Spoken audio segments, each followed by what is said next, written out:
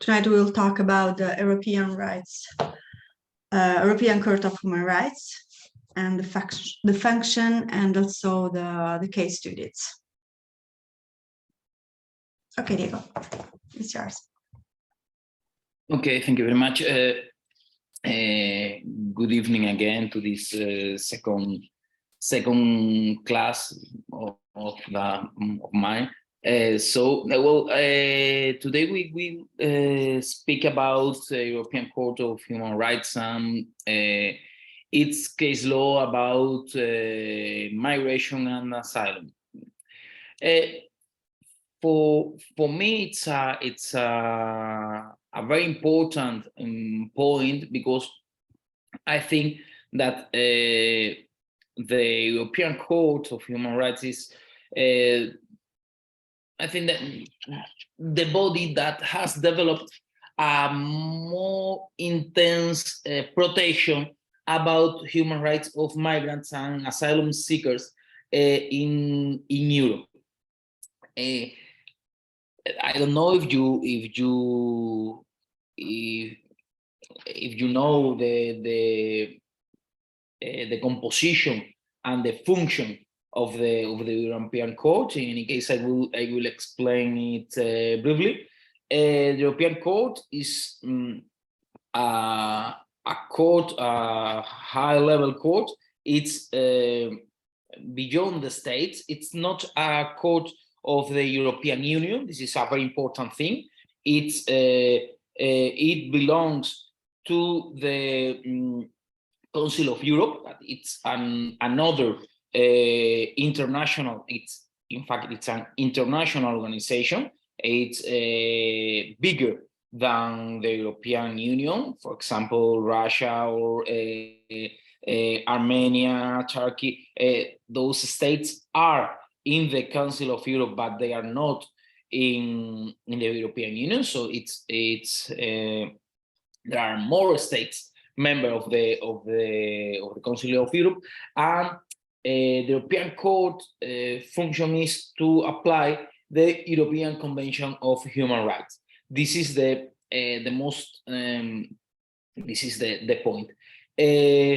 When the states sign the European Convention of Human Rights, they oblige themselves to respect the rights the European Convention enshrines. This is a very important point, because this obligation is for the whole state. So all the state bodies are forced to respect the rights. When they when they don't reach this respect, the European Court can assume the case and condemn the state for a breach of the convention. This is it's true that the sentence, the resolution of the European Court have an special configuration, because there is not a direct response. They are declarative, but some states have developed consequences to these sentences, in the sense of avoiding continuing the violation, and giving a compensation for the applicant, for the person that the court has considered that her or him rights has been violated. This is, in fact, this is the main point of the sentences: the consideration of the violation and the establishment of a compensation.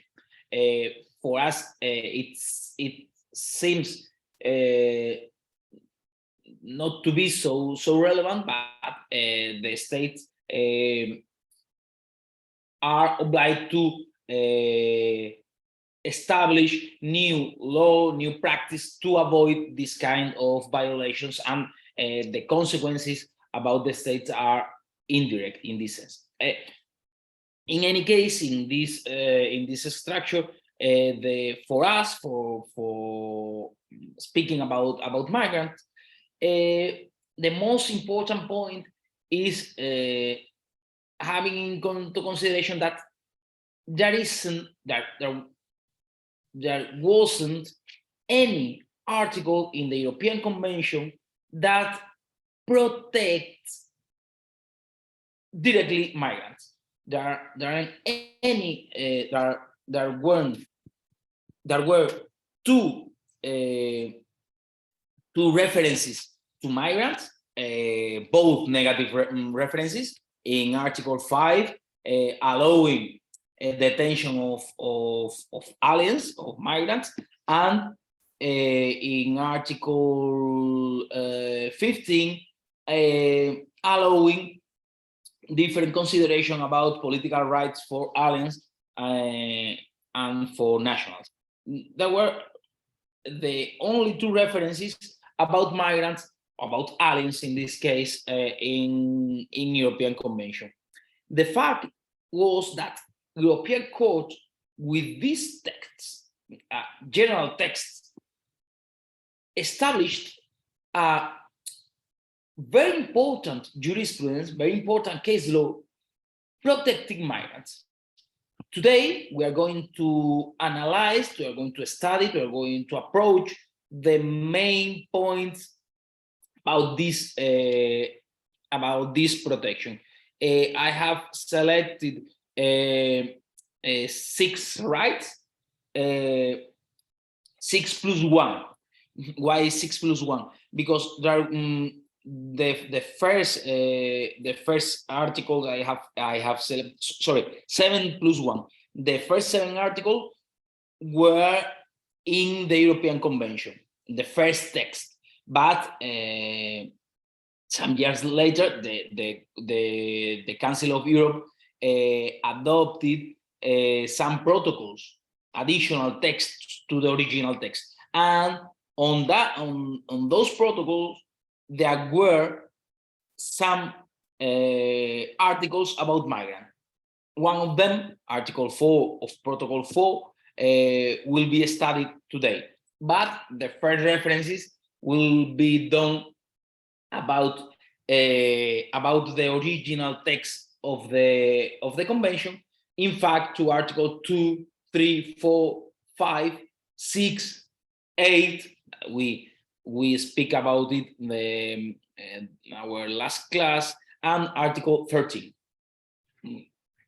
That were for me the more important articles, the articles in which the European Court has developed a case law protecting migrants.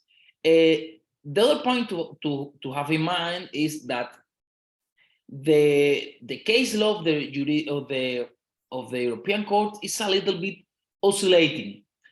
I don't know if it's a reaction to their own case law, but sometimes when they establish some protection, they start a bad way, a way to limit their own position, to avoid a very extensive case law. It's I think we can identify some times that this happened. I think, for example, for me the most clear situation is Article 4, Protocol 4, the last case law from NDNT versus Spain, and the case law about pushbacks, but it's also about Article 3 and Article 2, right to life and prohibition of torture, even Article 8 about respect for private and family life. This is the point.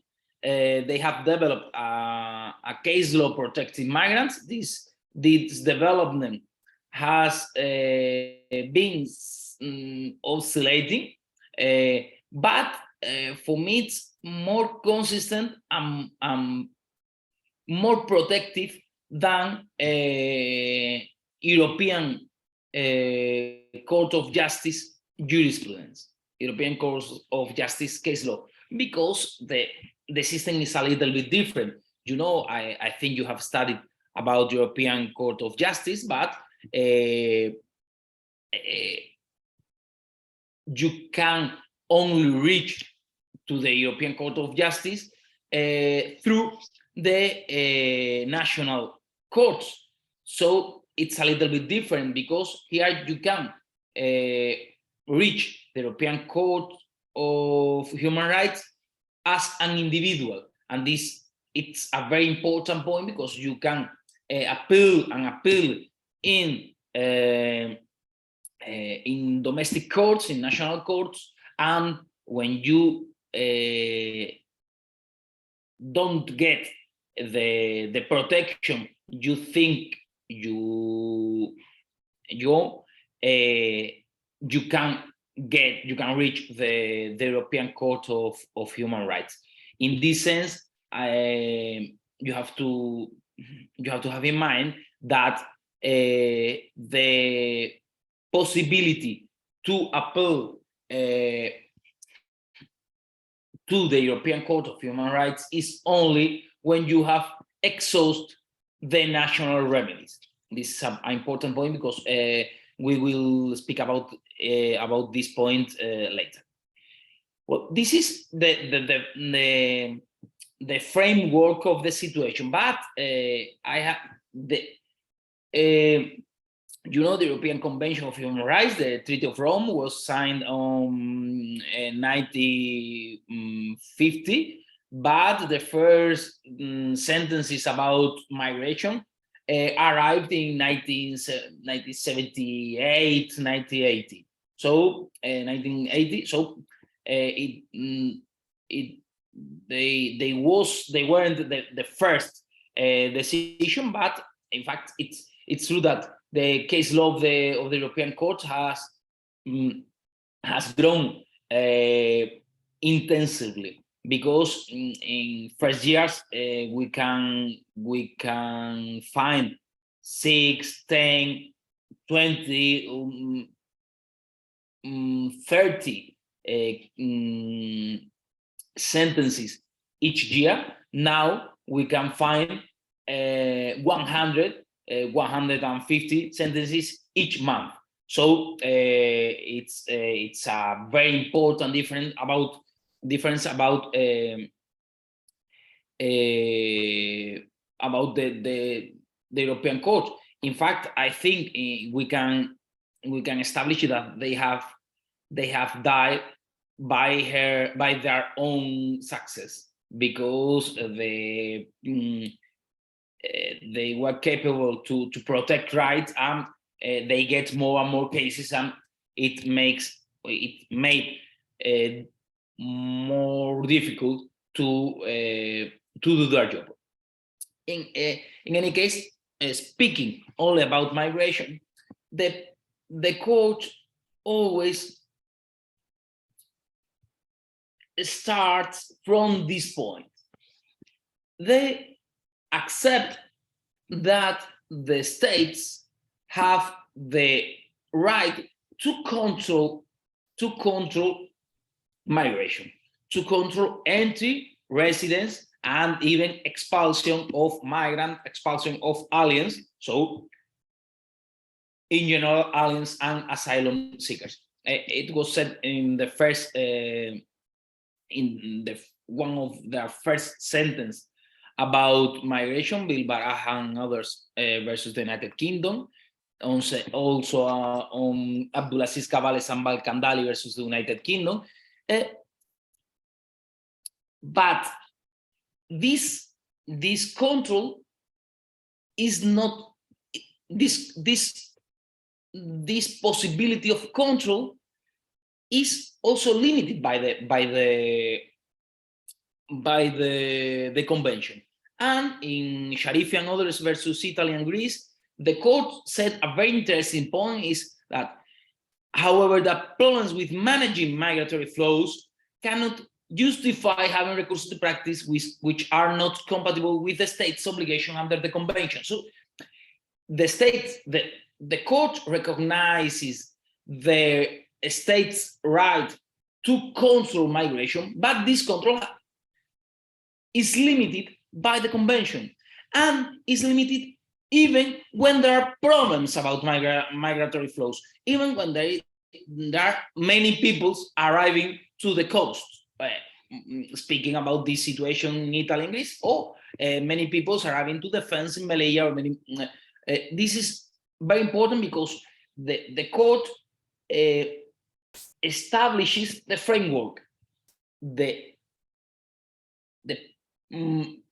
possibility of the right to control, but this right limited in any case. There is no justification about migratory flows to violate the convention. With this framework, we can start to analyze each right. We will speak about Article 2 and 3 together because they are very related. We will speak about Article 5, right to liberty, about Article 6, right to fair trial, Article 4, prohibition of slavery, Article 8, right to respect for private and family life, Article 13, right to an adequate remedy, an effective remedy, and Article 4 of Protocol 4, prohibition of collective expulsion. The methodology will be more or less reading reading the article, defining or marking some important sentences about this point, and defining analyzing the key points of the European Court interpretation about this right. This is the 3 points in each article I will do. So we will start by Article 2. Article 2 establishes the right to life, and Article 3 establishes the prohibition of torture. There are different rights, right to life and prohibition of torture, but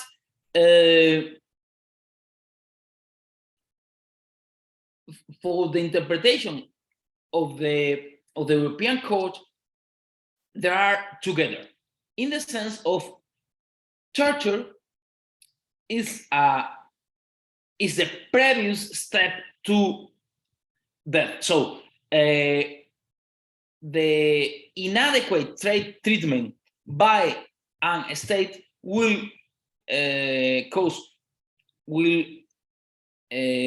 produce torture, inhuman treatment, or even will arrive to the death of the applicant. So in this sense, they have analyzed the article, they have used the Article 2 and the Article 3 in 2 senses.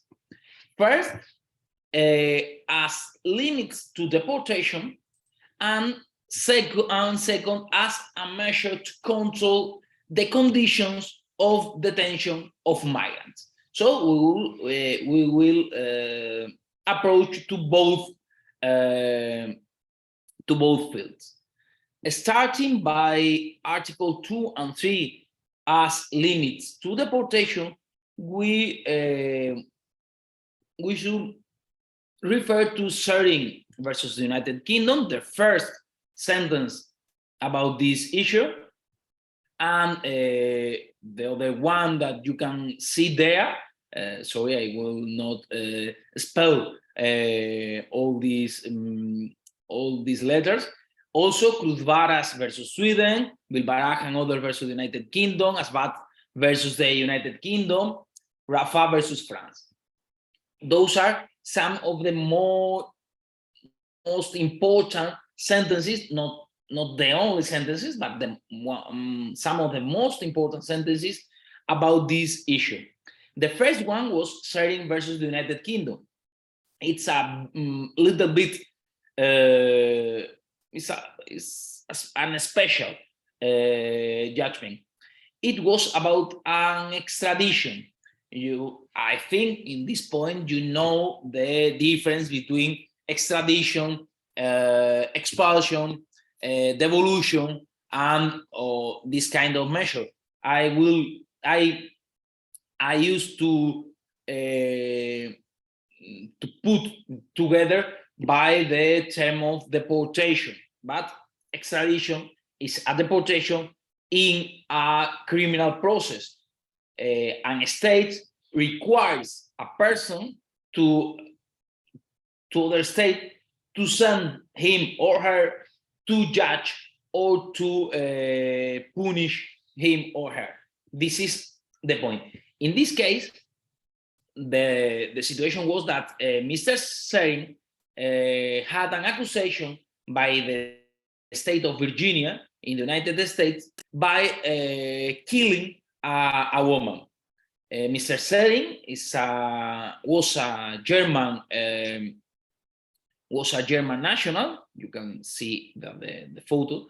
Mr. Sering was a German national that used to live in Virginia. That was a very, very disgraceful incident, and he came to the United Kingdom. The state of Virginia made the accusation against him, and the state of Virginia asked the United Kingdom to extradite him to the state of Virginia. The fact was that in this case, Mr. Sering could be condemned to death penalty, and in any case, he would suffer the death penalty row phenomenon. So the wait for the decision in this area in a Virginia and American prison.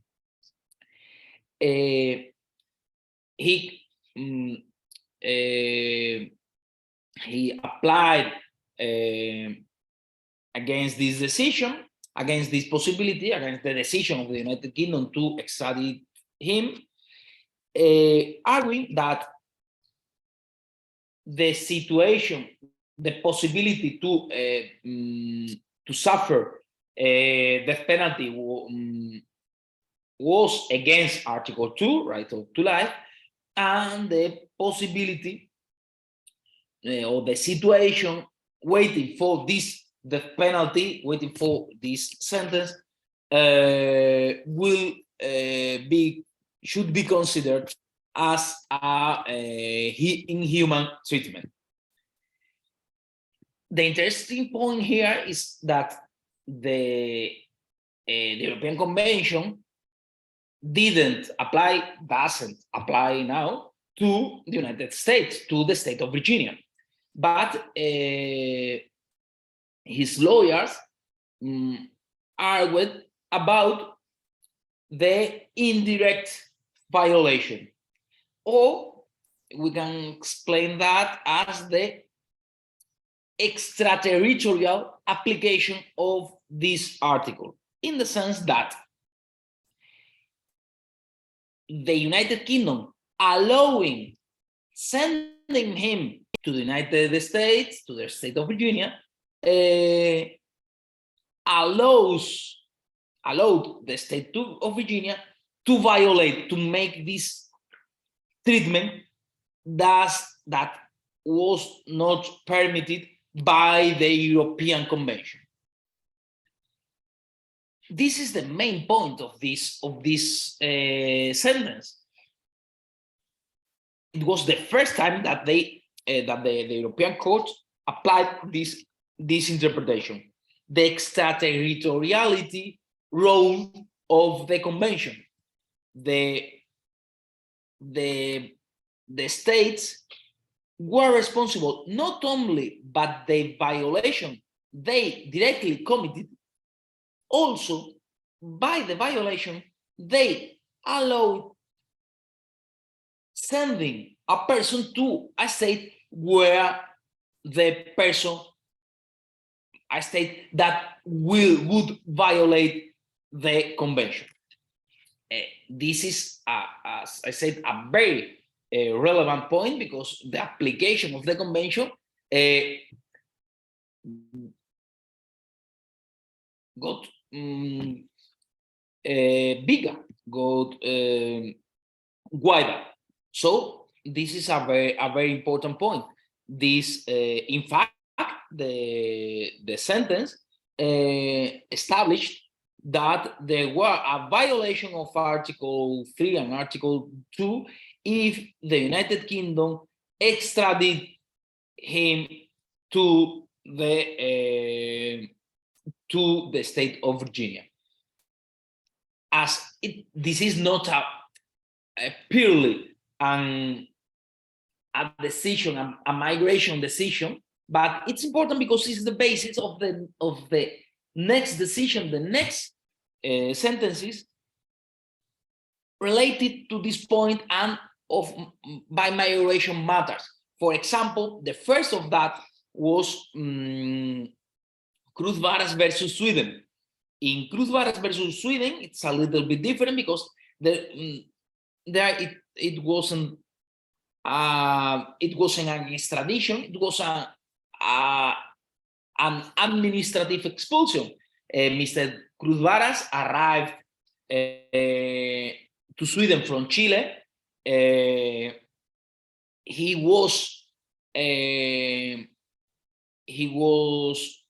had a relevant political activity in Chile, in Pinochet, Chile, as communist. He was communist so he was in risk in Chile. He arrived to Sweden, but for some reasons I can't remember now, he was at risk to be expelled back to Chile. He applied again against this decision to the European Court, and the European Court, using sharing interpretation, established that this extraterritoriality of Article 2 of Article 3 was also applicable to the situation of purely migration situation, to expulsion, deportation, not for non-extradition, also migratory expulsion. That was the next step to make wider the protection of this article. So this is more or less the way in which the interpretation of the Article 2 and the Article 3 by the European Court of Human Rights about migrants was getting bigger and bigger. The fact is, in later moments, they started to put some kind of limits to this interpretation. Well, in fact, we can establish some key points about the interpretation of the European Court on this Article 2 and 3 as limits to deportation. The first is the joint application, the joint interpretation of both articles. Article 2 as risk for life is the maximum, but risk of degrading treatment is the minimum. In the middle is the risk of torture and the risk of inhuman treatment. So when, for example, in the case Cruz Varas, the applicant, also the court, didn't know if the illegal treatment by the Chilean state will arrive until the point of killing Mr. Cruz Varas. So it's a continuum from the starting point at degrading treatment, inhuman treatment, torture, or risk for life. So the court accepts the joint allegation of both articles and the joint application. The point about migration on this issue is the extraterritorial responsibility of the state.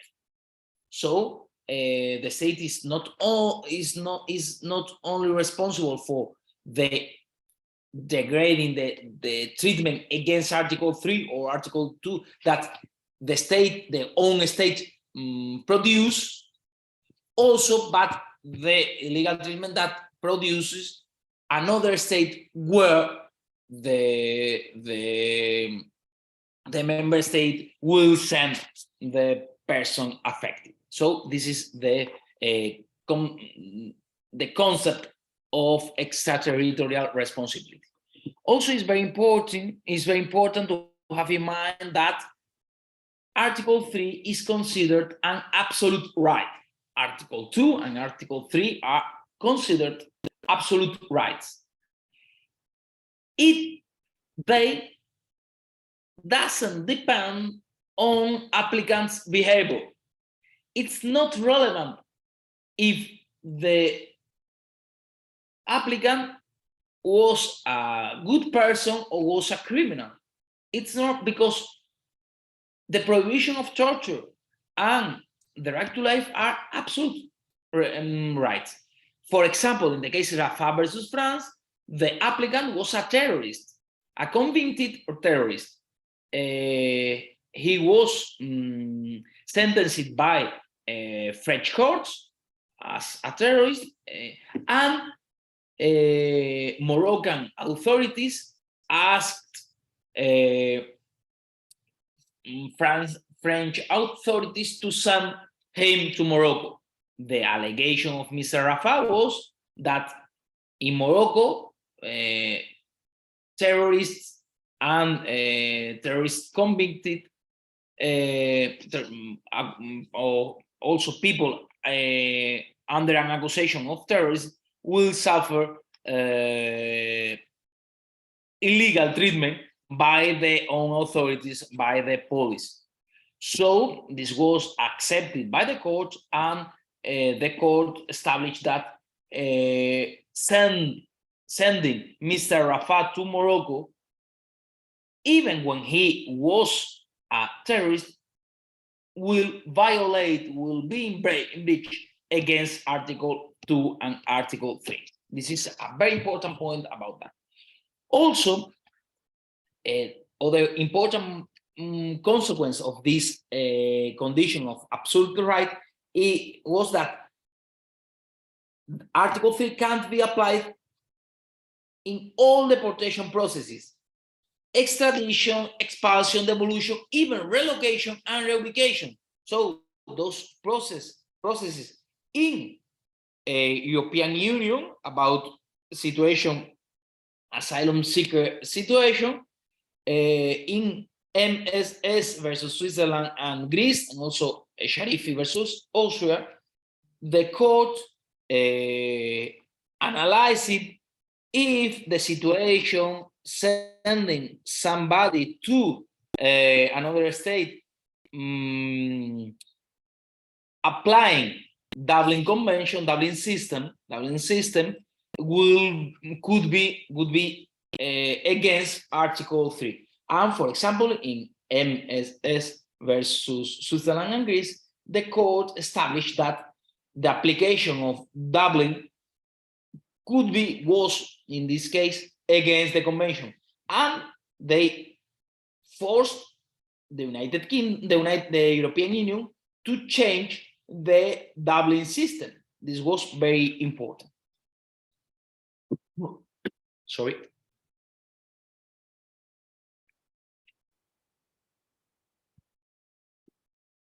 The source of the risk, the origin of the risk, can be the own state, also other public instances, or even private subjects. It's more or less the same as in asylum international protection procedures. The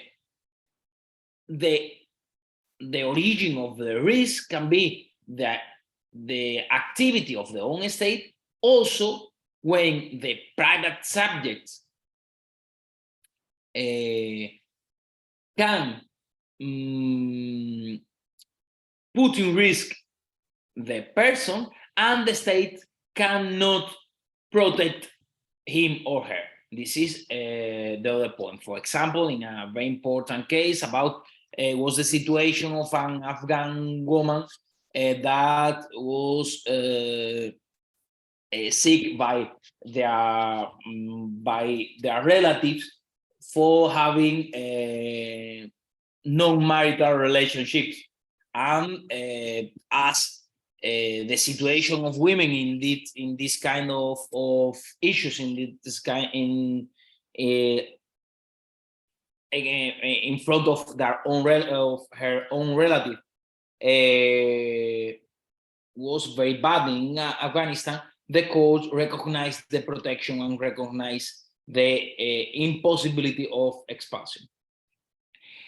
The court make an hypothetical analysis of risks, in the sense of the state must do the analysis when the state takes the decision.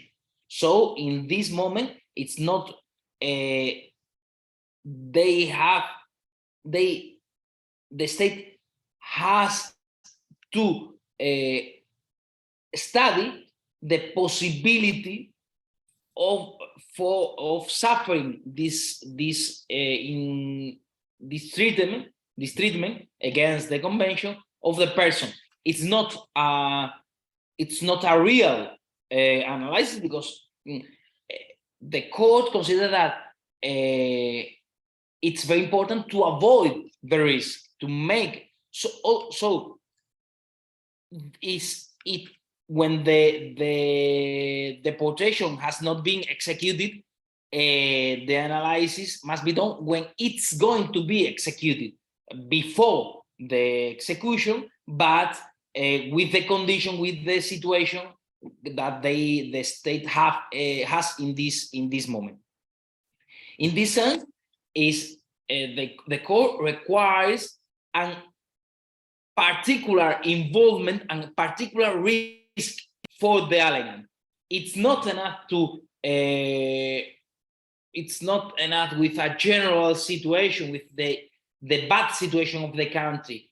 Only in one case, in Sufyan Elmi versus the United Kingdom, the court accepted that the situation in Somalia was so bad that even when the applicants couldn't prove that they were particularly involved with, the situation was so bad that the court considered that the expulsion would be contrary to the convention. When the applicant can prove that he or she has already suffered mistreatment, the court considered that there is an inversion of burden of proof. Is the state that has to prove that the expulsion, the deportation will not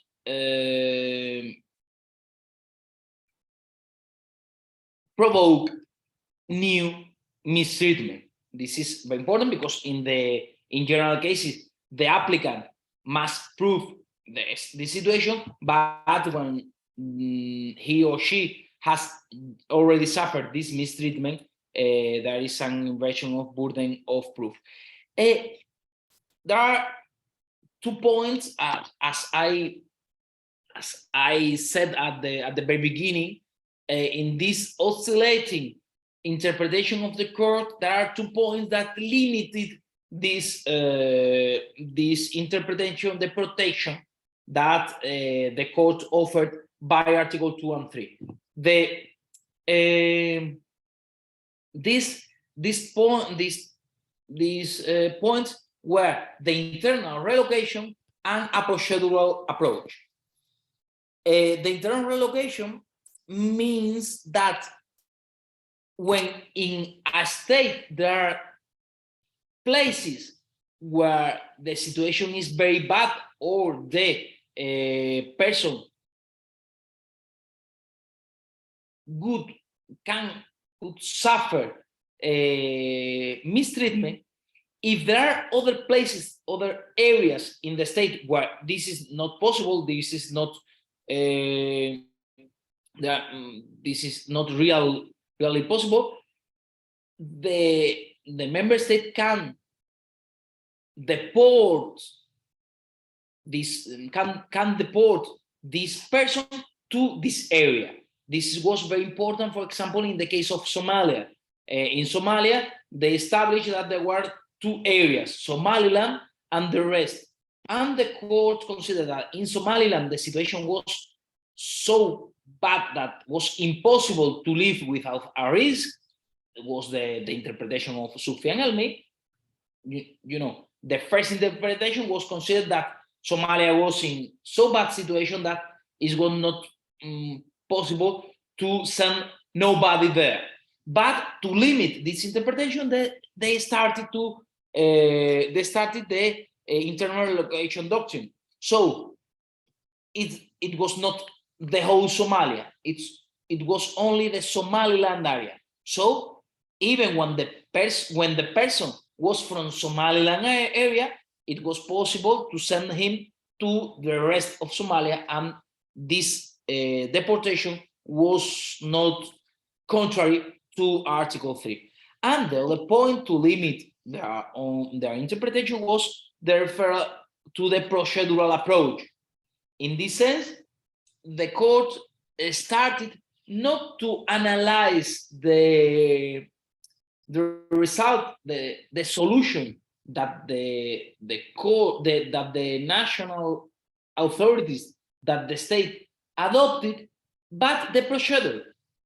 The state said that if the court considered that if the state had in mind, had done a fair analysis of all the circumstances, it was enough for the court. So there isn't a violation when there is an adequate procedural analysis. As you can consider, this is a very changing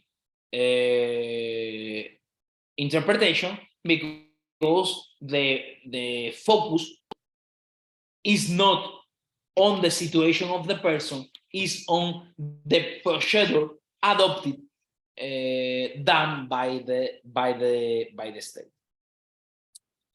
The other application of Article 2 and 3 in this in those 5 minutes I have until 7 o'clock, I will speak briefly about this point, more briefly, more than the first part. The second interpretation of Article 3 about migration was on detention conditions. You can see there are some sentences and decisions, Mahmoudi and others versus Greece, AB and other versus France, Amadou versus Greece, another one, Lika, Amade, Abdoulaye. You can read them there. The point was that the court considered that condition of detention could be in breach of Article 3, because detention condition must respect human dignity. So it's important for the state to respect the convention, not only in the procedure, also in the conditions of the detention. States have the right to control migration, to limit the liberty, to deprive the liberty of migrants, as we will see on next on the next part of the class, of the presentation. State have the control, have the right to control, have the right to deprive of liberty, but also migration detention must respect the convention, and the conditions of detention of migrants must be in the standards of Article 3. In this sense, it's necessary to reach a minimum level of severity to consider the violation of prohibition of degrading treatment of torture. This is it's important to reach a minimum level, but this level is not general. This level should be defined by case by case. And in this definition, in this establishment of the level of violation that a person, of the level of severity that represents a violation of Article 3, vulnerability of the person is a key point. It's not the same, the situation, for example, of disabled people than people non-disabled. It's not the same, the situation of minors than adults. It's not the same, the situation of people under with mental illness, that people that don't have that. So the conditions are different according to the situation, to the conditions of the person, of the applicant. And in this sense, the vulnerability of the applicant is an essential point. In this sense, the court has developed a interpretation about minors. And for minors, the relevant points are the minor's age, the length of the detention, and the situation or the conditions of the accommodation of the children. This is the point. And the court, in the case AB versus France, that that you can see before, in this case,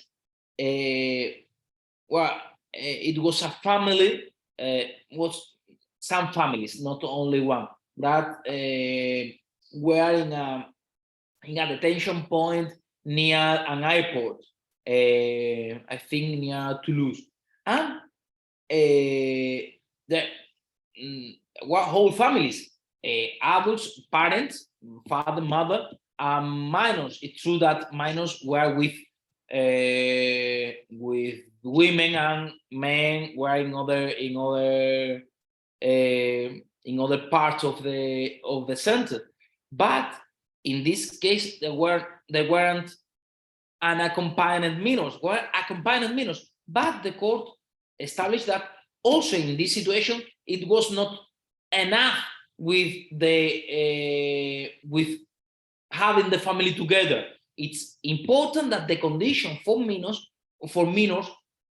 were adequate for their age and the length of the detention.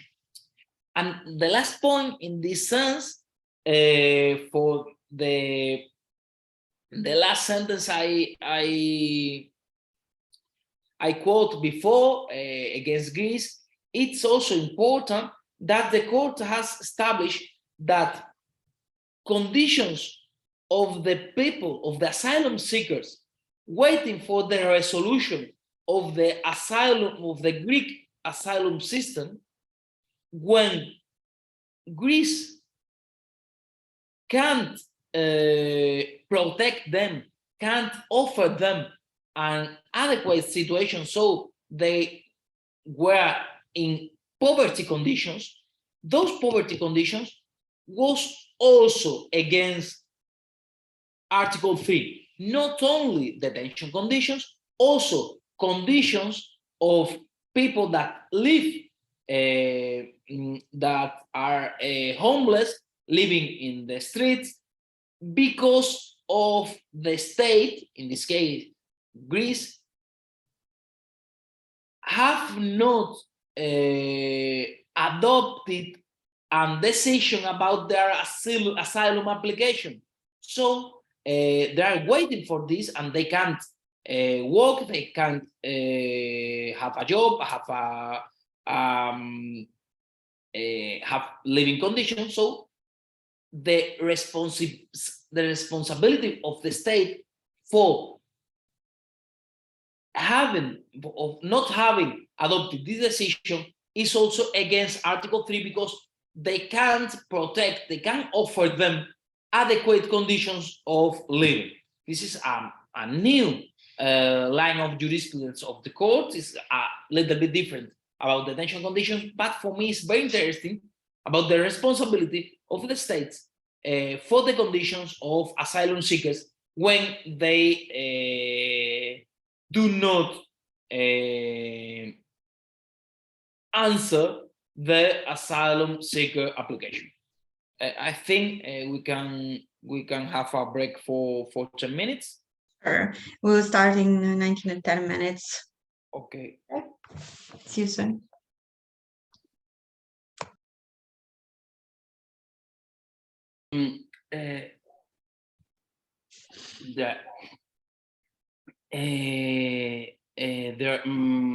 The first, I think you referred to the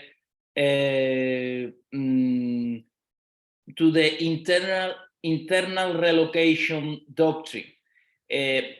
I mean, this internal relocation doctrine allows, with this doctrine, the European Court allowed the states to deport a person to another state when there are some bad conditions, but the conditions are defined by an area. For example, when I speak about Somalia, also about Iraq. In the moment where the situation, for example, in Mosul or in other, when was the situation of the ISIS in Iraq, the Daesh in Iraq, the court established that sending somebody to this area was against the convention, but the European state can send him to other part of the Iraq, to other part of Iraq, even when the person was from the area where the problem. So it's the possibility to send the person to a determinate zone, determinate area of a state when there are established, there are clear bad conditions in some areas of an state. I don't know if I was able to explain correctly this point. Okay, if Adele have something to say about this question, she can write or she can speak after the second part of the lesson. And Lorenza Arnaboldi, but detention conditions often do not respect human dignity. There is ample evidence of this. How is this allowed to continue? That is a very good question. For example, if you analyze the case law of the European Court in 2015, 2020, 2015, 2016, you can see a decision for each detention center in Greece.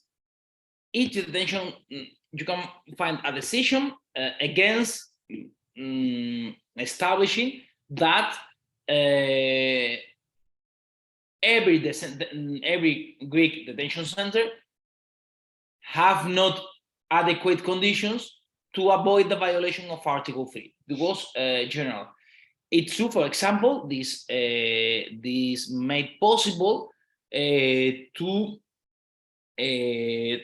avoid the Dublin system between versus Greece, because as there was an established case law explaining that the condition of detention for asylum seeker in Greece were not adequate according to Article 3, sending somebody to Greece for asking for asylum, that was the direct consequence of Dublin system, of the first Dublin system, this automatic decision, the court considered that was against Article 3, because it's very interesting, because in this case, the court considered Greece as an state, a non-part state, the same treatment. In other words, for the court, it was the same, sending somebody to Morocco or to Greece, because the condition of the detention in Greece was so bad that it was not possible to send somebody, to send an applicant to from Belgium to Greece. Why it's allowed to continue? Because the jurisprudence of the court is not general, it's particular. They only these sentences are only applicable for the individual case, the applicant that arrived to the court. So it's true that the Council of Europe has a system to punish, to force the states to change this when they find continue violations of the convention. But in this case, Greece prefers to accept this kind of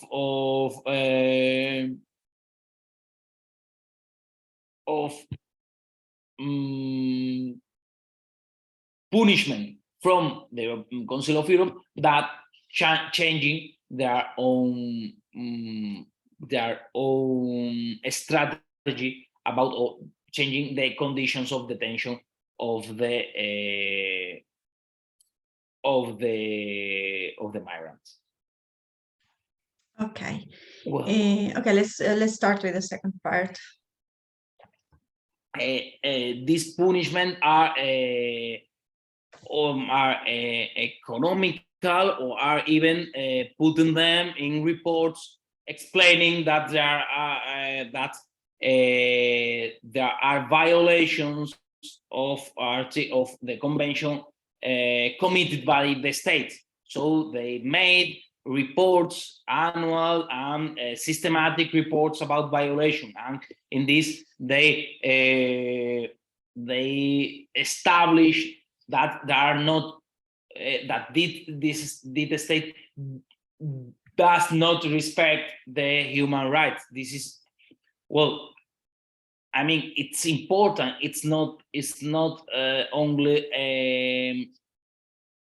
it's an important thing, but you know, for belonging European Union, you have to respect human rights. And if there are reports explaining that you usually violate human rights, it's an important, it's a very relevant thing. The other point is how can you find, or how can you put out some consequences of this kind of reports, or even of this kind of punishment to the states. Okay, so now I realize that I can't get to the end of this presentation.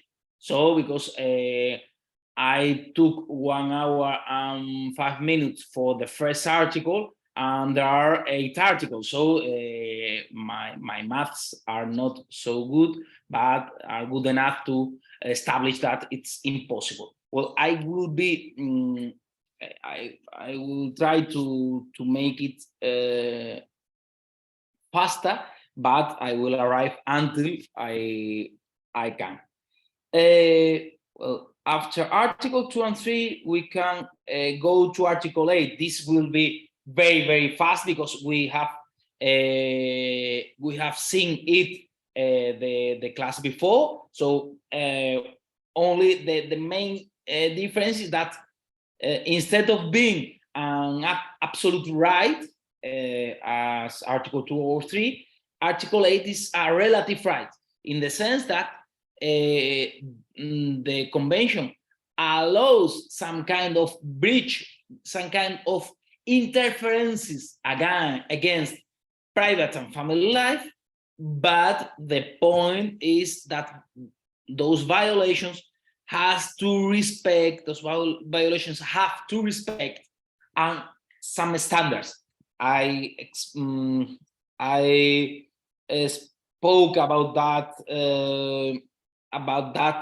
point in the last class. I will not repeat myself. So this is the main point.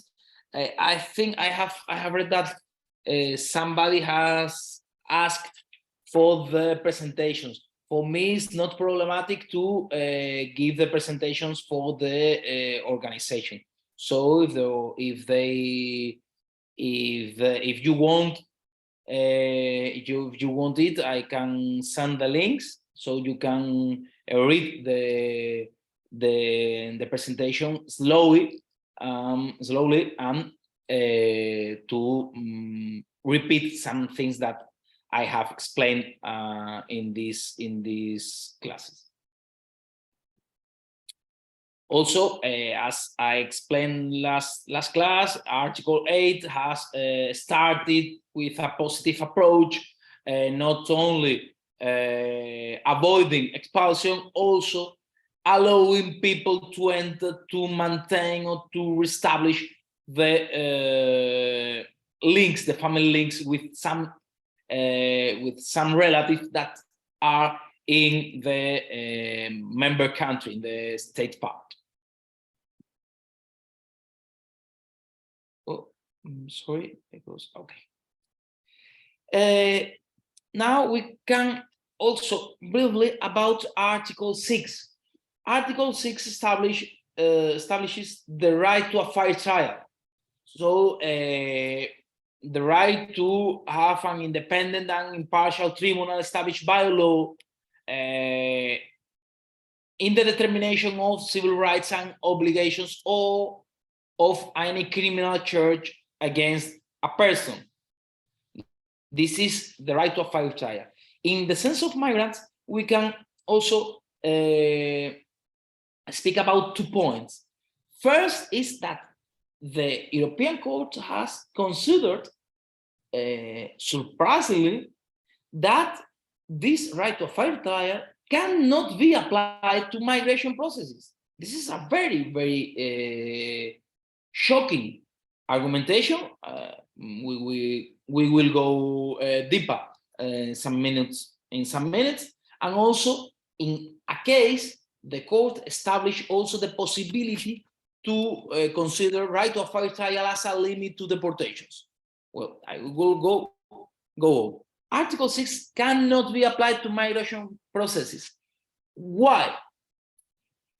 Because Article 6 establishes that it can be applied to processes for determining civil rights or criminal charges. And the court considered that migration processes are not processes for determining civil rights or obligations. This is shocking. And also, they said that migration processes have not a criminal nature. So they are not for the determination of criminal charges. And in this, even when the expulsion is imposed in the context of criminal proceedings, even when the expulsion is a criminal consequence, even when it's a penalty. So this is, well, this establishes a strange nature about migration procedures, because are not civil and not criminal. So what are them? And also the court did not consider administrative procedures not civil, not for the determination of civil rights, when these procedures are about economic, about personal rights. So there are a misconsideration of the migration processes. The argument, one of the arguments for them is alleging that there is the Article 1 of Protocol 7 that establishes that the expulsion of a regular migrant should respect some guarantees, but this allows, or this gives up two areas where this article is not applicable. First one, for irregular migrants. Article 1 of Protocol 7, it's only for regular migrants. So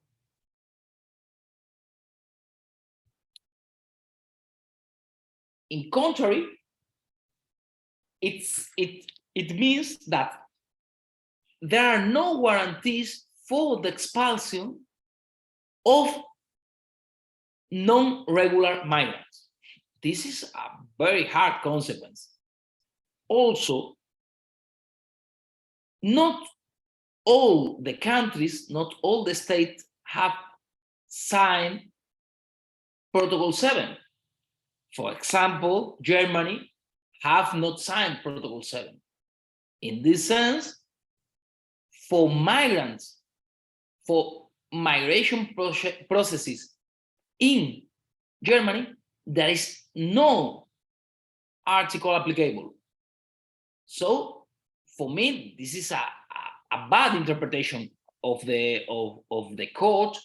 This is a mistake. But the truth is, the only sentence about that was Mauia versus France from October 2000. They established that Article 6, right to fair trial, is not applicable for migration processes. The other point of Article C is considered as a limit to extradition, to deportations. The only case where the court has established this possibility was Othman versus the United Kingdom. The person you can see on the photo. The point of departure of this interpretation was also the extraterritoriality, the extraterritorial application of Article 6.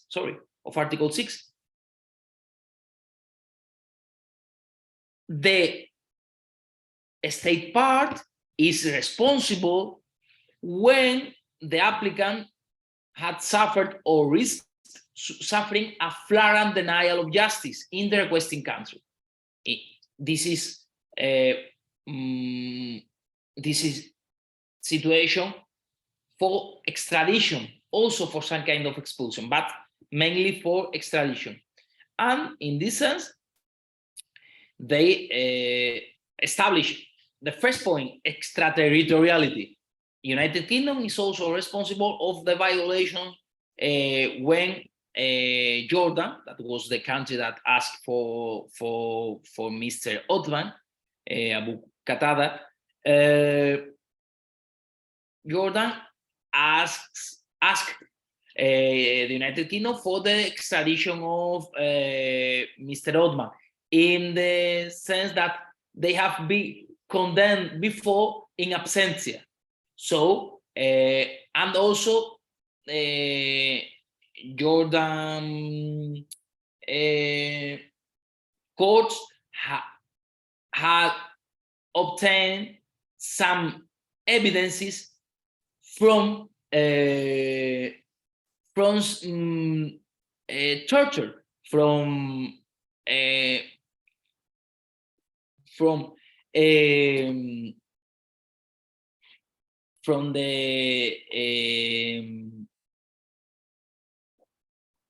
evidences from tortured persons, for tortured people. So this is a very relevant point, because Mr. Othman has been condemned before and has been condemned by using this argument. Jordan asked him to judge again, but the argument, the lawyers, Mr. Othman's lawyers, explained that he has been condemned by the same facts, using the testimonials of tortured people, and the court considered that this kind of situation was a flagrant denial of justice. Flagrant denial of justice is not only a violation of article irregularities or lack of safeguards, lack of guarantees. It's a breach of the core of the principles of fair trial. So an admission of torture evidences is a flagrant denial. In this sense, the European Court established that the extradition of Mr. Othman to Jordan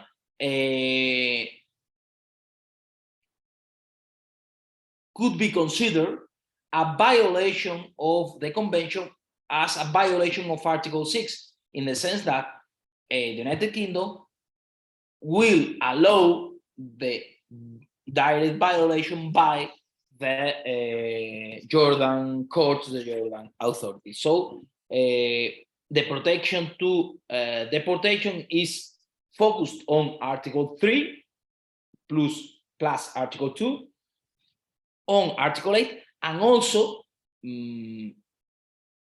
only in one case on Article 6. Well, it's also another interesting point is Article 13. The difference between this article and other articles of the court, this is an instrumental article. It's not a merit article, a procedural article, in the sense that the right that enshrines Article 3 is right to an effective remedy, not a general effective remedy. This is right to fair trial, more or less. It's a effective remedy for the violations of the rights and freedom set forth in the convention. In this sense, it's a very I think it's a very interesting quote that judges Marshall and Pinheiro Farinha did in Malone versus the United Kingdom, that said that Article 13 is one of the most obscure clauses in the convention, because it's true, but it's not a general remedy. It's a remedy only for the violations of the convention. So you have to prove before that there is a violation of the convention. But for proving a violation of the convention, you have to go to the merits of the case, not only to the procedure. But it's a procedural right. I don't know if I can explain it properly, but Article 13 needs always to be alleged with another article. So about migration, we can find Article 13 plus Article 2 or plus Article 3, more or less the same as we have seen in the talking about the content of this article, Article 13 plus Article 8, and Article 13 plus Article 4, Protocol 4. Well, the point of that is, well, first, some cases. Conca versus Belgium. Oh, sorry, the cases are in Spanish. Sorry, I haven't translated the name of the states, but I think you can understand them. Conca versus Belgium, Bashiri and others versus Bulgaria, De Sousa Ribeiro versus France, AC and others versus Spain, ND and NT versus Spain, also versus Italy, Halifia and Irsi Jama. I think Irsi Jama is one of the biggest cases about migration in the European Court. What are the main points of this article? The first thing is its accessory. So Article 13 needs another article to be argued together with. As we have seen, the applicant have to consider the violation of a right of the convention, and also the violation of the possibility to have an effective remedy to avoid the violation. In this sense, the situation is that for the European Convention, for the European Court, the European Convention must be respected by the whole state. So when there is a violation, there must be a solution, a remedy for the person that has suffered the violation. When there is not an effective remedy, that is another violation of the convention. So this is the reason that we speak about accessory. And in this sense, the first point is that there is necessary to establish that the applicant has an arguable claim. So not a violation, because the consideration of the violation is the decision of the judgment, but a claim that can go through the admissibility test. So, I mean, it's not a judgment, but it's an admissibility test to consider that there is some kind of relevance of the case to ask for the country to offer an effective remedy for the person. In this sense, the court has considered that Article 13 has different content, different configuration,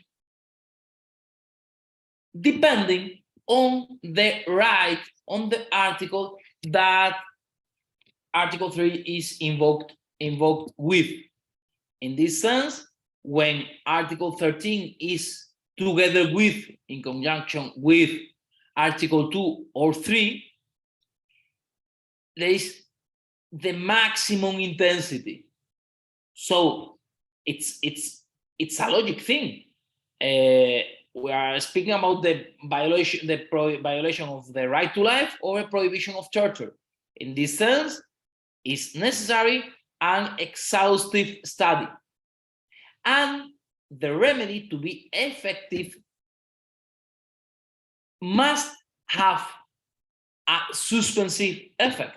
So must stop the procedure to avoid the possibility to confirm the violation of the Article 2 or the Article 3, because Article 2 and 3 are so important, are so relevant, that it's necessary to avoid, in any case, the violation of them.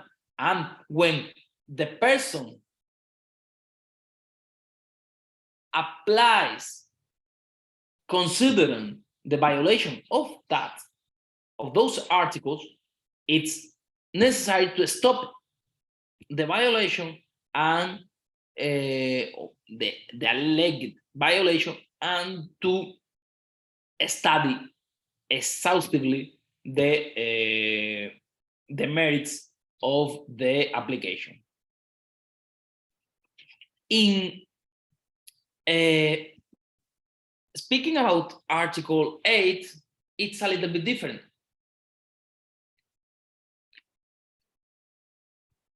Right to family life is not an absolute right. Right to family life, to private life is not so relevant. In this sense, a remedy is not necessary to have suspensive effect. And the condition is that the remedy has to analyze the merits of the allegation. This is the exigence of the court. In the sense of Article 4 of Protocol 4, the consideration is almost automatically.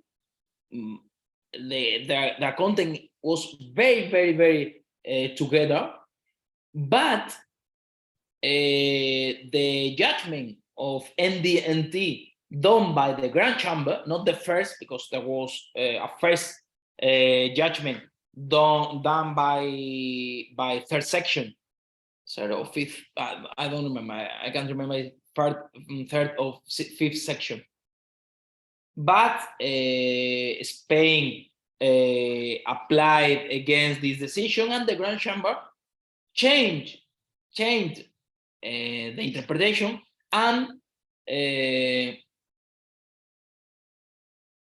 made a separation between Article 4, Protocol 4, and Article 13, in the sense that it's not automatical to consider the violation of both them. Even the court has said before in Georgia versus Russia, a judgment from 2002, I think, that when that the allegation of Article 4 and Protocol of Protocol 4 and Article 13 has not, it was not necessary to analyze separately. They can be analyzed together. The last thing about that is Article 5, right to limits to detention. In this sense, the court considered that Article 13 is not applicable for Article 5 because there is Article 5.4 that is lex specialis in this sense. The remedy should be available as well in law as in practice. It can be also a group of remedies, but it it must be accessible, not it must be in the law, and it must be accessible for the person in the situation that he or she was in that moment. It was he or she was able to access to this remedy. It is before a national authority, not a judge, not always a judge, but always independent. And it must be an effective remedy in the sense that it must be capable of preventing the violation of or its continuation, or the violation or its continuation. If the remedy cannot stop the violation, it's not an effective remedy. And the important thing about that is that when there is not an effective remedy, it's not compulsory to exhaust national remedies before going to the court. It's logical. It's a logic thing. If there is not an effective remedy, the court cannot force you to exhaust remedies that are not accessible or that are not effective. Sorry.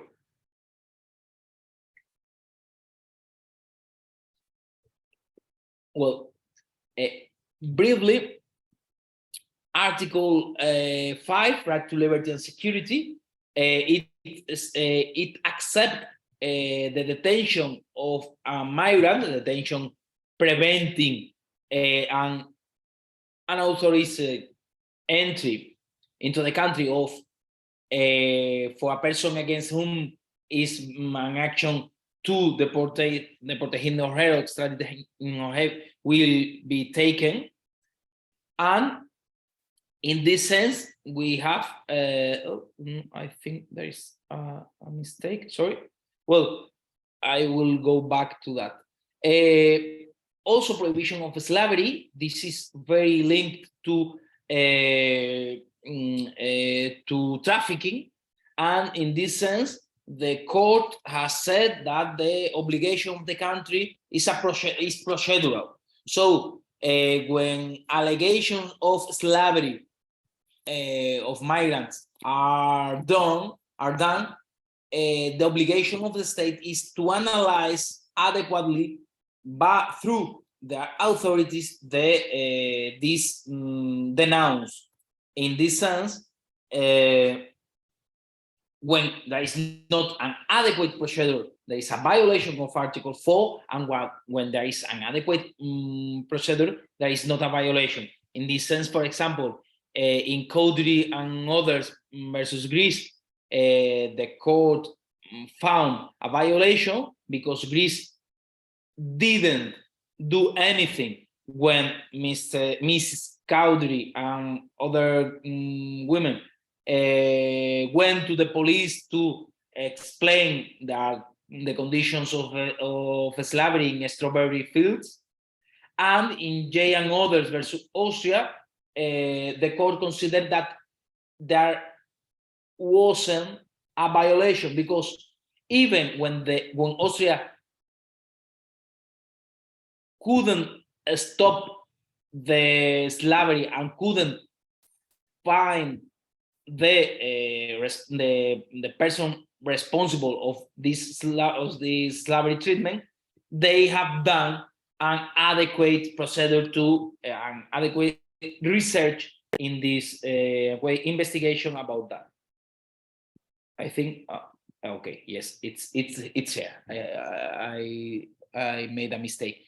So right to liberty, briefly, migratory control is a legitimate reason for detention in order to expulsion or deportation.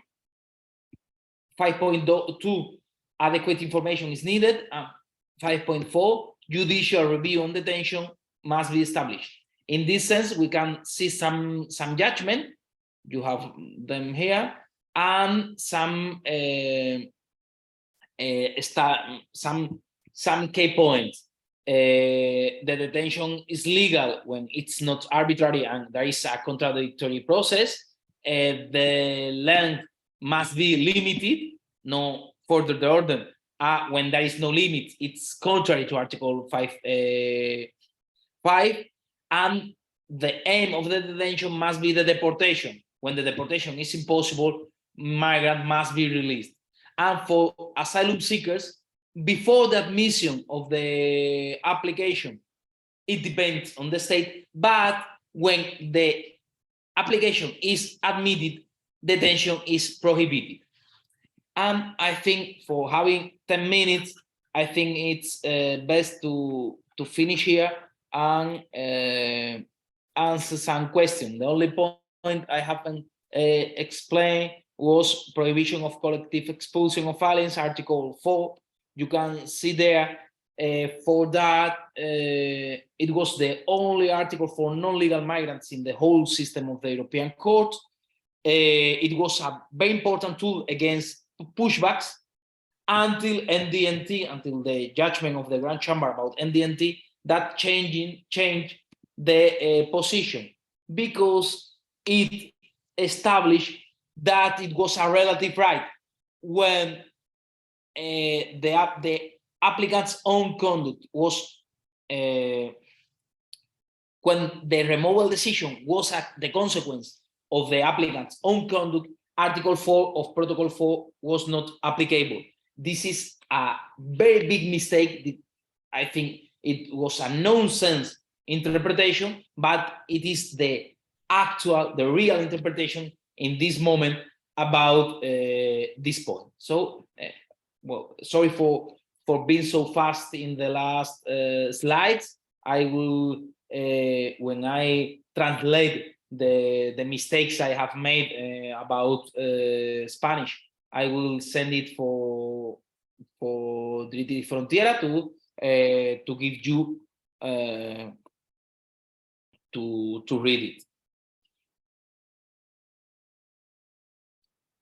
I don't know if there is any question. Actually, no. Nobody asked a question in the QA, but if someone has some question online, I will turn on the mic. So it will be more easy for all.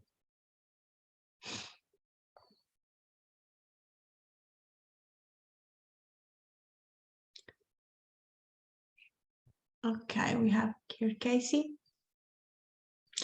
Go, Casey. Yes, hello everyone. Can you hear me? Yes. Yes. Okay. First of all, thank you very much for these really interesting lectures. I wanted to ask, if possible, if you could go back on the explanation of Article 13, because I did not quite catch the meaning. You mentioned someone who talked about the Article 13 as the most obscure, one of the most obscure clauses in the convention, and I did not quite understand why, because I understood the accessoriety, but I did not understand why it is considered to be obscure. Thank you. Well, okay. There were two judges of the European Court, so I think they knew what they're speaking about. In this sense, the rest of the articles, more or less, the rest of the rights are fundamental rights in the sense that have their own existence. Article 13 in the first point is accessory to other rights, and also it asks for a double interpretation, in the sense that there is, instead of establishing a general clause of having the possibility to access to the courts, to access to remedies in general, the convention has only establish the right to access a remedy, an adequate remedy, an effective remedy for the violations of the own convention. In this sense, it means that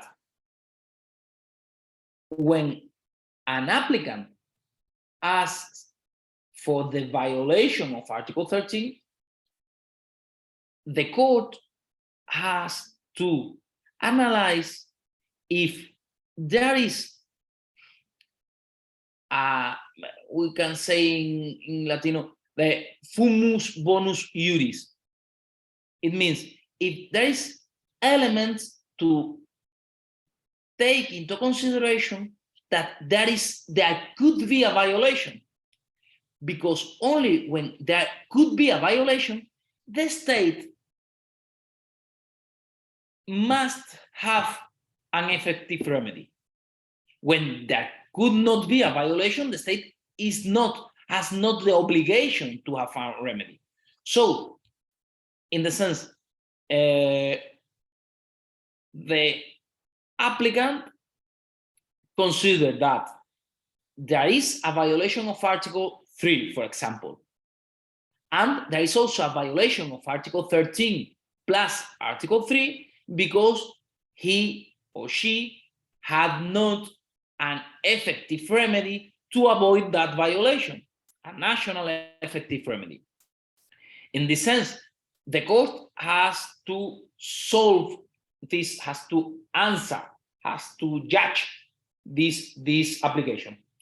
So it analyzes if there is or not a violation of Article 3, the merit of the case. It was a risk, or not a risk, deportation, that.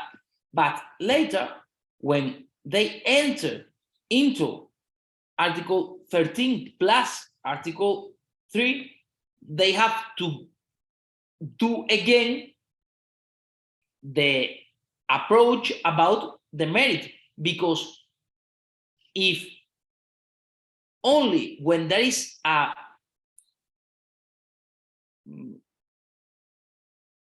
when there is the possibility of violation of the article is applicable Article 13, because Article 13 only protects the violation, only protects when there is a violation, there could be a violation. So it's the explanation, I think, also reinforce the idea of it's a very bit complicated, also because it's a little bit complicated to explain. In this sense, there is two planes, two areas, two levels. First level, the merit of the case, and second level, a short analysis of the merit to apply Article 13. It can be, it's possible. There is some judgments in which the court considered that there wasn't a violation of article of the principal article, but there was a violation of Article 13 plus the principal article, because even there wasn't a violation, the state must consider that there could be a violation, and there wasn't any effective remedy, in the sense that the applicant had to reach to the court to analyze that violation. I think it's not so clear as I'd like, but it's a little bit complicated. No, thank you. Yeah, I understand now. It's clear, because I understood like the two levels of interpretation. So yeah, I thank you very much. And not with the same content, because yeah, the second level is the same level that an admissibility test. So it's a little bit strange. Yeah, I understand it. Like, it doesn't maybe allow for, like, I'm saying in brackets, like objectivity, or like yeah, I understand why obscure, because like the adjective obscure like really interested me because it's a very strong word. That's why I wanted to Yes, understand better. I have taken it from the judgment. It's not my No, yeah, apportation. yeah, It's sure, I the understood that. word used by the judges. So because also for me it was very shocking reading. Yeah, that's why, because you said you took like also in the slide the were the names of the judges, and usually when you read like also other dissenting opinions, they don't like use such strong words. So this one was really interesting. Okay, Thank you. you're welcome.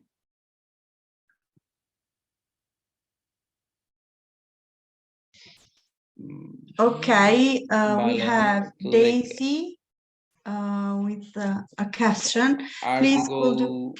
Article 5, Five, no? yes. She asked for Article 5. I think Article 5 is later. Perhaps the next time I could order them by number, not only by ideas, so by concept, so it's easier for me.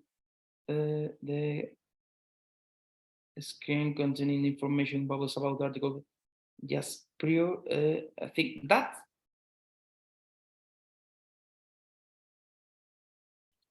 If Daisy want, I can turn on her mic so she can speak. Oh yeah, okay. She said that it's this one probably. Thank you so much.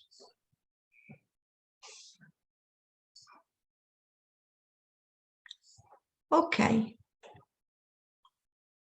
If I understand, she wanted just want to show the slide, or it was a question.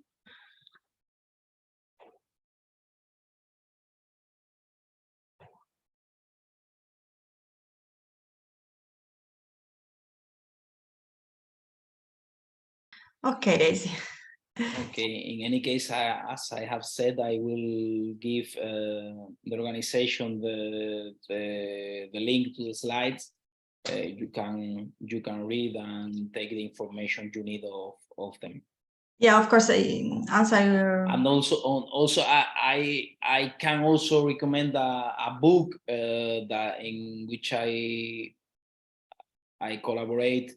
It's called Aliens Before European Courts of Human Rights. I think it's Brill edition of 2020 or 2021, and it contains an analysis of each article. I did this of Article 6 and Article 13. So if you like, perhaps in some libraries in the universities or some places, it's there. You can read it. But I don't recommend you to buy because it's very expensive. But perhaps to taking them from libraries, it could be interesting if you are interested in this point. Or if you are even interested, you can contact with me without any problem, because I have worked in this point for a lot of time. Okay. We don't have any questions, so I think we are in the end of the lesson. If someone can do the last question, we can turn off the mic, but the title of the book is Aliens Before the European Convention of Human Rights. I think it's the directors are Yorgos Milios and David Moyer. It's edited by Brill. Okay, Martin Nichols Brill. okay, thank you.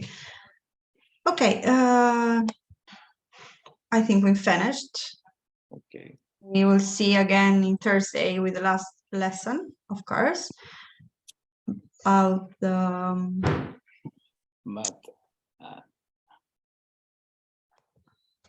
legal framework of intra-European mobility of migrants.